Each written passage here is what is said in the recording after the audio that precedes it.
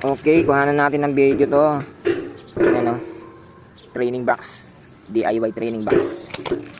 Ito yung bukasan sa ibabaw. First time lang gumawa mga idolo. First time lang. Walang pinaggayahan to. Sariling sukat. Sariling design. Dito yung ibabaw. Ayan. Tapos ito yung pinakalak niya. Ayan. Tapos dito. Ayan. Pababa yung bukas nito mga idolo. Pag palili pa rin na yung ating pangarirang kalapati. Ayan. Tapos mga idolo, yung ating ilalim yung side natin. Ayan, ito. Made aluminum din yan. Na diamond para pagka nagkaroon silang dumi, madaling malaglag.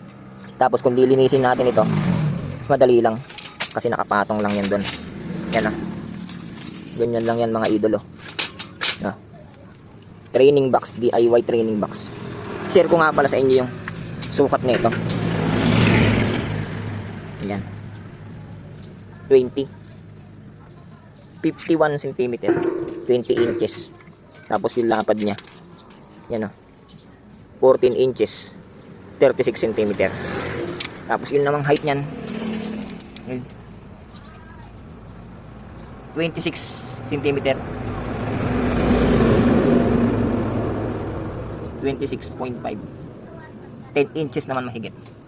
Yan. Sa tingin nyo mga kaidolo, kasya ba yung walo dito? Ilang kayang kalapati ang kakasya dito mga kaidolo? Mga kalapatid. Yan. Pinagawa lang ito ng na isang taong hindi ko matanggihan. First time ko lang gumawa nito kasi ngayon. Yan. Pero hindi ko na uulitin. Siya lang talaga ginawan ko yan. Hindi madiwala kasi siyang gawin. 1 by 1 natin, nakaubos tayo ng isang piraso. Round tube natin, nakaubos tayo ng 3. Almost, may ritasong konti. Gumamit tayo ng bisagrang 1 by 3. 4. So. Gumamit tayo ng hook. 4. Yung pinaka-poste, angle bar. 4 feet. Tapos, ritasong mga expanded. Ayan. Binigyan niya ako dito ng pambili ng gamit. 700 pesos. Sa 700 pesos, ang hindi ko nabili is yung bisagra, yung rivet, yung mga lock natin na yan. Yan, hindi nasama sa binili.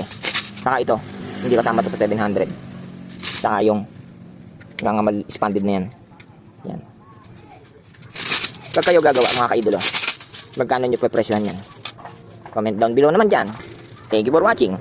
Babu!